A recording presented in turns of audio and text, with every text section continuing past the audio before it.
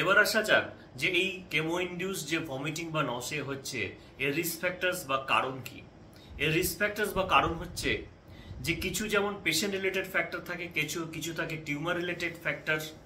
Patient related factors কি হতে পারে, যেমন যে পেশেন্ট আগের সাইকেলের কেমোথেরাপিতেই ফার্স্ট সাইকেল বা থার্ড সাইকেলেই দেখা গেছে তার টলারেন্স কম এবং প্রচুর ভমিটিং বা নসে হচ্ছে, সেই পেশেন্টসরা কিন্তু তাদের সাবসিকুয়েন্ট সাইকেলস অফ কেমোথেরাপি রয়েছে, তাদের ক্ষেত্রেও কিন্তু more prone to develop nausea vomiting. তাহলে প্রিভিয়াস সাইকেলে যদি কোনো পেশেন্টসের পোর্ট টলারেন্স টু কেমোথেরাপি হয়, নসিয়া ভমিটিং হয়, তারও কিন্তু সাবসিকুয়েন্ট সাইকেলে হওয়ার চান্স থাকে। সেজন্য আমাদের আরো বেশি কেয়ারফুল থাকতে হয় সেই পেশেন্টদের ক্ষেত্রে।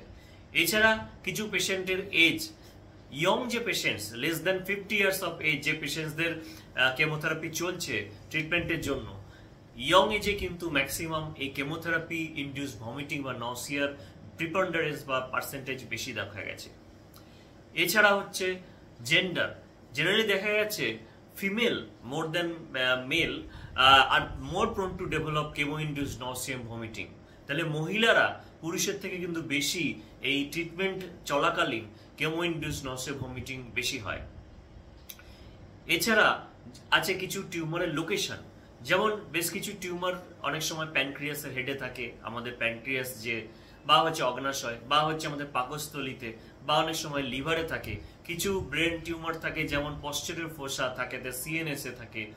এইসব স্পেসিফিক লোকেশনে যদি থাকে যার আশেপাশে রিচ নার্ভাস সিস্টেমস রয়েছে, যেখান থেকে খুব তাড়াতাড়ি স্টিমুলাস তৈরি করতে পারে এবং ডাইরেক্টলি ব্রেনকে সিগন্যাল দেয়, এইসব ক্ষেত্রে কিন্তু এই কেমো যখন চলে তখন কিন্তু পেশেন্টের কেমো ইনডিউস নসিয়া ভমিটিং হওয়ার প্রবৃত্তি অনেক বেড়ে যায়।